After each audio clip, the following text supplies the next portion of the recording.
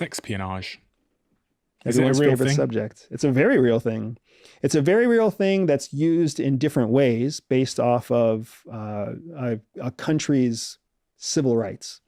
So in the United States, we don't really use sexpionage. Don't really. We don't really use it because it goes against the rights, the individual rights of the citizen who works at the intelligence agency, right? So if you tell a female intelligence officer that they must sleep with this target in order to get information, you're violating her rights as a US citizen. In China, that's not the same case. In Russia, that's not the same case, right?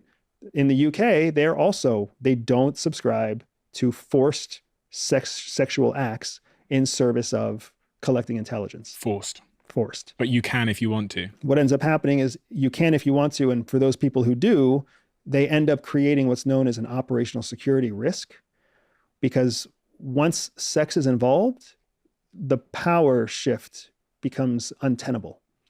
So if the whole goal of a handler is to maintain control over the asset, once sex happens, it's harder for the handler to maintain control over the asset in a objective relationship, because now sex leads to feelings, like hormonally, it leads to feelings. The act of orgasm releases certain hormones that create senses of connection with another person, right? So when that oxytocin drops, when that neuroepinephrine drops, your body starts to tell you that you are connected to another person.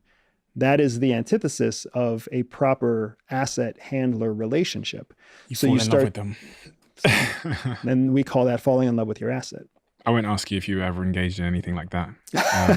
I appreciate that. I was fortunate enough that I made all the connective hormones I needed to make with my wife, who was also CIA.